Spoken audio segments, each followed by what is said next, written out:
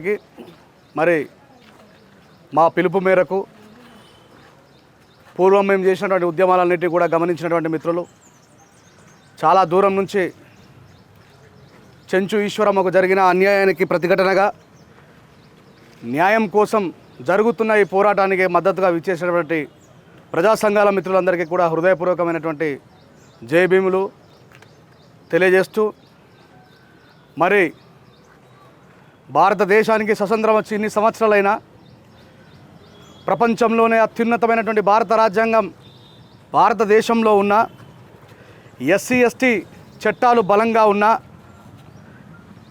మరి నిరంతరం ఈ సామాజిక వర్గాల మీద అన్యాయాలు జరుగుతూనే ఉన్నాయి, కొనసాగుతూనే ఉన్నాయి. ఏ అగ్రవర్ణ నాయకుడు, ఏ అగ్రవర్ణ పార్టీ ఓడిపోయినా వాళ్ళ ప్రతీకారాన్ని ఈ సామాజిక జీవులపైన వాళ్ళ జులుంని చూపిస్తూ మరి భారత రాజ్యాంగాన్ని, భారత రాజ్యాంగ శిక్షాస్మృతులను ఉల్లంఘిస్తున్నామని చూయిస్తున్నప్పటికీ కూడా మరి ప్రభుత్వాలు సరైన సమయంలో స్పందించకుండా రాజ్యాన్ని పరిపాలిస్తున్నటువంటి పరిపాలకుల కింద పనిచేస్తున్నటువంటి ఈ దుర్మార్గులు వనరులను కొల్లగొడుతూ చట్టాలను ఉల్లంఘిస్తూ మానవతా భావజాలాన్ని ధిక్కరిస్తూ నిరంతరం వాళ్ళు ఆస్తులు సంపాదించుకొని పేదవాళ్ళ రక్తాన్ని జుర్రుకుంటూ మేము ఉన్నామని ప్రతిసారి చూయిస్తున్నప్పటికీ కూడా గౌరవనీయులు ముఖ్యమంత్రి రేవంత్ రెడ్డి గారు ఒకవైపున ప్రజా పరిపాలన కొనసాగుతుందని చెప్తూనే 6 నెలలు కూడా కాకుండా ముందే ఇంత దౌర్భాగ్యమైనటువంటి సంఘటన జరగడం, అది ఆయన ఉమ్మడి జిల్లాలో జరగడం, ఇది ఆయనకు ఆయనతో పాటు తెలంగాణ సభ్య సమాజానికి కూడా సిగ్గుచేటు కాదా? ప్రజా సంఘాలు స్పందించిన తర్వాత మీడియా కానీ పోలీస్ వ్యవస్థ కానీ మరి స్పందించారంటే మీరంతా కూడా రాజ్యాంగానికి చట్టానికి అనుగుణంగా పనిచేస్తున్నట్ట, లేదా ఇక్కడ ప్రజల చేత ఎన్నుకోబడి వారి ఓట్ల భిక్షతో పరిపాలకులు కాబడ్డటువంటి వ్యక్తుల కింద మీరు గులాములుగా చేస్తూ ఉన్నారా అని మరొకసారి ఈ సందర్భంగా నేను అడుగుతున్నాను. అయ్యా, ఏ ప్రజల చింతకైతే మీరు ఓట్ల కోసం వచ్చి వాళ్ళ పాదాలను మొక్కి వాళ్ళకు దండలు పెట్టి వాళ్ళ గుడిసెలోకి వచ్చి వాళ్ళ ఓట్లు కావాలని చెప్పి అడిగినటువంటి వ్యక్తులు మీరు నాయకులుగా మారి, ఎమ్మెల్యేలుగా మారి, మినిస్టర్గా మారి ఏ సమాజం అయితే మీకు ఓట్లేసి గెలిపించిందో ఆ సమాజం యొక్క రక్షణని చూసుకోవాల్సినటువంటి బాధ్యతను మర్చిపోయి ఈరోజు ఈశ్వరమ్మని భారతదేశంలోనే విప్లవాత్మకమైన భావజాలం కలిగినటువంటి తెలంగాణ రాష్ట్రంలో మహబూబ్ నగర్ జిల్లాలో, ఉమ్మడి మహబూబ్ నగర్ జిల్లా సాక్షాత్తు మరి ముఖ్యమంత్రి గారి జిల్లాలోనే ఒక స్త్రీని 10 రోజులు ఇంట్లో బంధించి నరకయాతన చేసి వాడు 10 రోజులు ఇంట్లో బంధించుకున్నాడంటేనే అర్థం చేసుకోవచ్చు ఇక్కడ ఉన్నటువంటి రక్షణ వ్యవస్థ ఎంత బలహీనంగా ఉందో, ఇక్కడ న్యాయ వ్యవస్థ ఎంత బలహీనంగా ఉందో.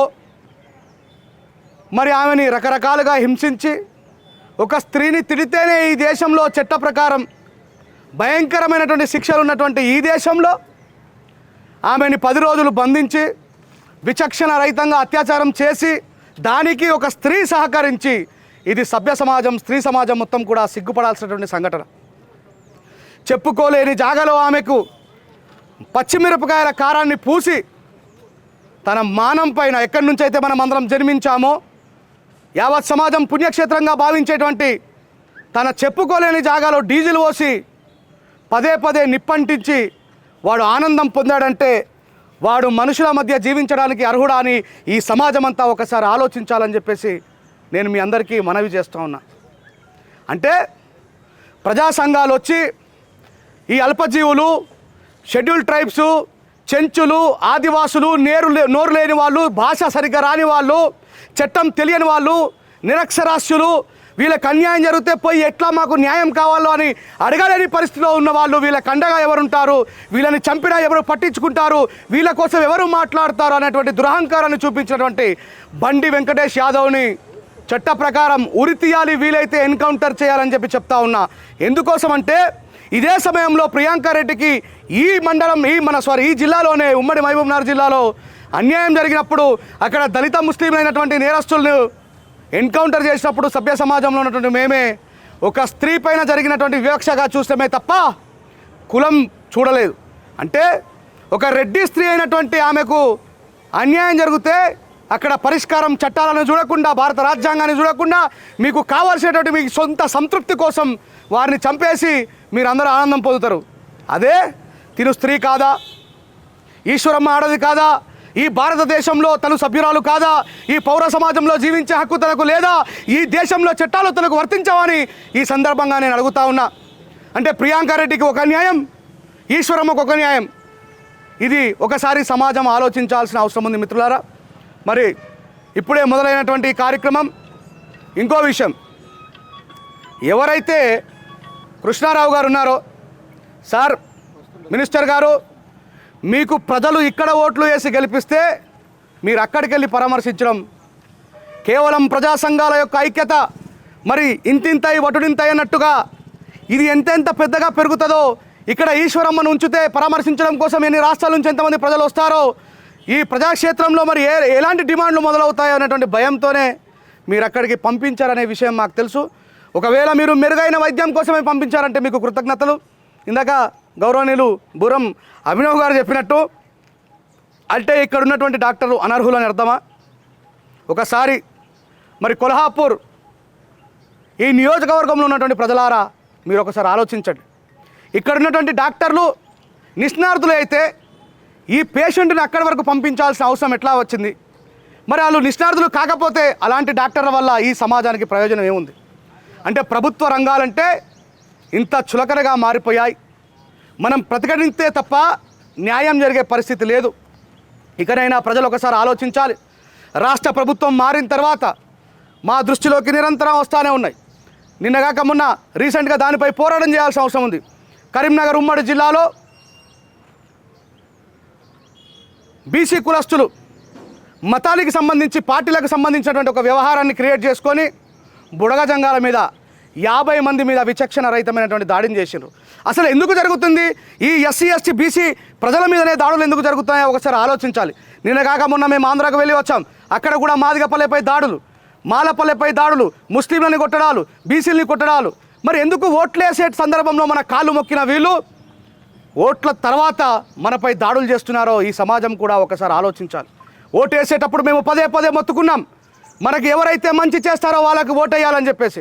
ఇక్కడ ఉన్నటువంటి ప్రజలకు ఒకటే నేను విన్నపం తెలియజేస్తా ఉన్నా.